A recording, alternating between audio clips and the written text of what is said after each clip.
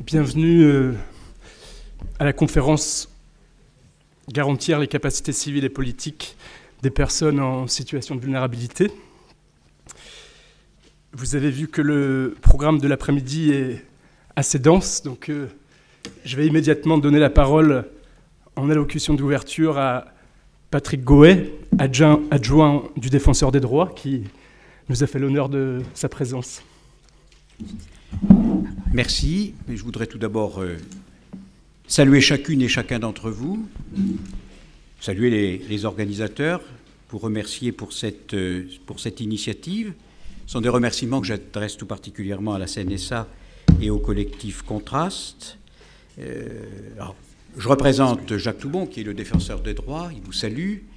Notre institution accorde au sujet qui va être traité pendant ces presque 3 jours beaucoup d'importance. Un mot sur le défenseur.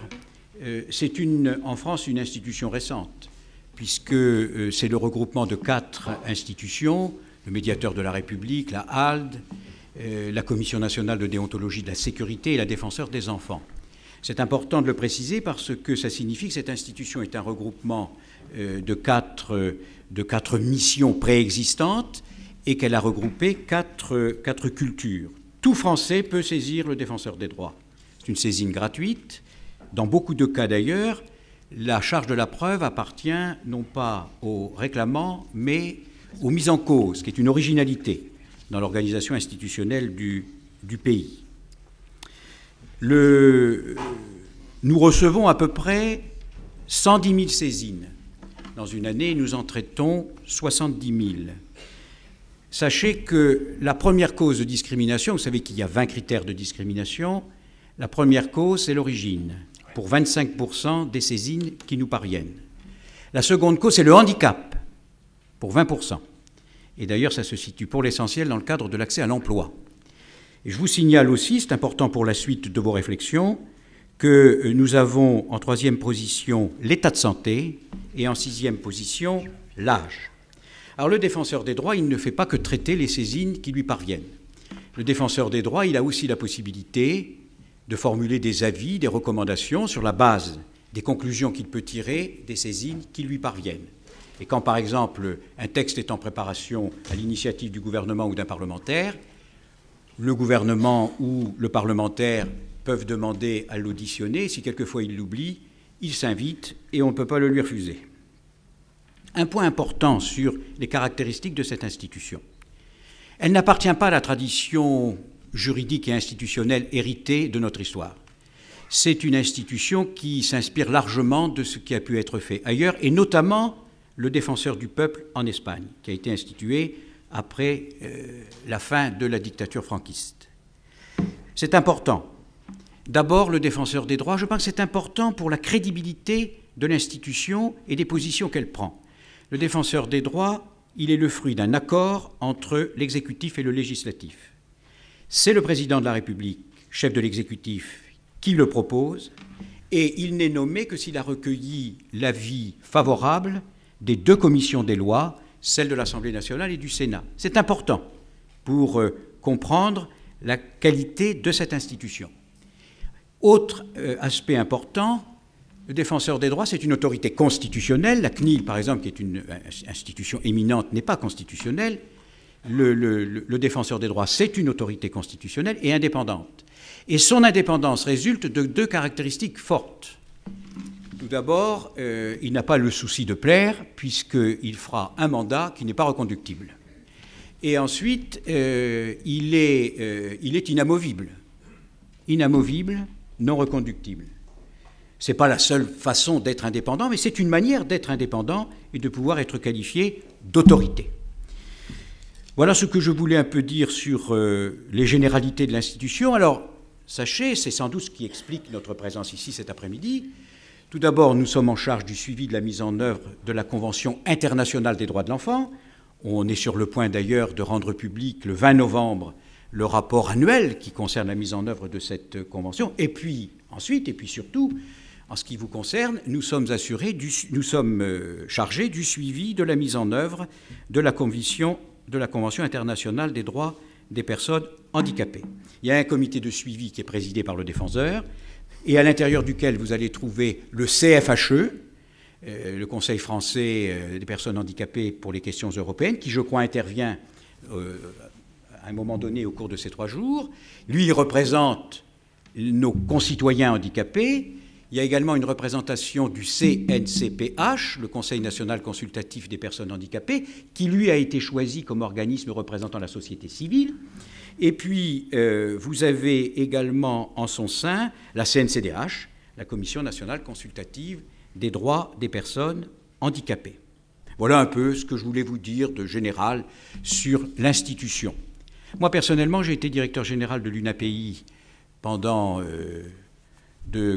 directeur adjoint puis directeur général de 81 à 2002, puis délégué interministériel aux personnes handicapées de 2002 à 2009. Et c'est d'ailleurs mon équipe qui représentait la France dans le cadre de la délégation européenne qui négociait à New York la Convention.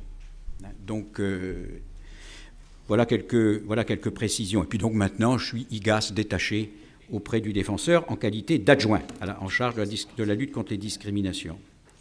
Voilà pour quelques généralités. Alors, nous avons engagé, c'est important, les résultats seront à votre disposition lorsque cette étude sera terminée, nous avons engagé une réflexion très importante sur l'effet direct des conventions internationales signées par la France, effet direct sur sa propre législation, sur sa propre réglementation. J'attire votre attention là-dessus parce que la tradition française est un peu originale par rapport à celle de beaucoup d'autres pays européens. Le défenseur réalise un rapport alternatif sur la mise en œuvre de la Convention internationale des droits des personnes handicapées. Sachez quand même que la France a ratifié en 2011 et qu'elle n'a pas encore produit un seul rapport sur la mise en œuvre de la Convention. Donc ce n'est quand même pas tout à fait à la gloire, malheureusement, de notre pays. Alors pour en venir maintenant au thème que vous allez traiter d'ici vendredi après-midi, je voudrais très rapidement vous donner les orientations, les préoccupations du défenseur des droits en la matière, de l'institution du défenseur des droits en la matière, et notamment de Jacques Toubon. Nous pensons qu'il convient de changer de paradigme et qu'il convient de passer de la primauté donnée à la protection pour passer à celle de l'autonomie. Nous avons quand même dans notre pays une tradition qui est très marquée, c'est notre histoire institutionnelle et juridique, c'est notre culture nationale. Nous privilégions la protection sur l'autonomie. Autre démarche, nous souhaitons qu'en application de ce changement de paradigme, on puisse changer de dispositif institutionnel et juridique. Et en gros, passer d'un système de décision substituée à un système de décision accompagnée. Ce qui nous conduit également à travailler autour du changement de démarche. Passer d'une décision prise à la place de la personne à une aide à la décision. Alors évidemment, tout ça s'accompagne de quantité de questions que vous n'allez certainement pas manquer d'aborder. Y a-t-il des limites à tout cela liées à l'état physiologique et psychologique de la personne? Le handicap, par exemple, est plus ou moins important, plus ou moins grave. Il y a plus ou moins d'autonomie pour la personne. C'est un élément important dont il faut tenir compte. À partir de quel moment faut-il envisager de recourir, si on le choisit, à une aide à la décision? À qui confier la décision? Le juge? Un collège? Et si c'est un collège composé par qui? À qui confier la fonction d'aide à la décision? Là encore, quelle place on va donner à la personne elle-même? S'agit-il de confier cette fonction à un professionnel, à un collège, à un proche aidant? Tout ça, ce sont des éléments qui, si vos travaux vous conduisent à les aborder, seront précieux dans les propositions qui pourront être faites au pouvoir public et dans l'évolution de notre législation et de notre jurisprudence. Voilà ce que, en matière d'introduction à vos réflexions et vos travaux, je voulais vous dire. Moi, je vais vous retrouver vendredi après-midi, et croyez-moi, je serai très attentif aux conclusions que vous allez tirer de tout ça, et je verrai si j'ai été convaincant dans les quelques pistes que je vous ai, en guise d'introduction, proposées. Bon, je vous souhaite vraiment 3 journées fructueuses. Merci encore une fois à vous d'avoir pris cette initiative. Elle est vraiment opportune. Elle est conforme aux aspirations profondes de nos concitoyens.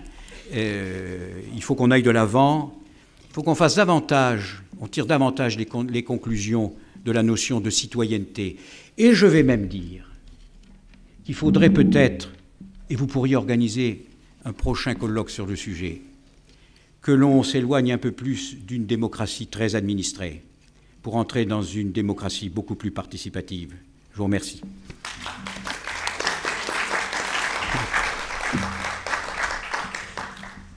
Merci Patrick Gouet pour vos suggestions et pour cette ouverture.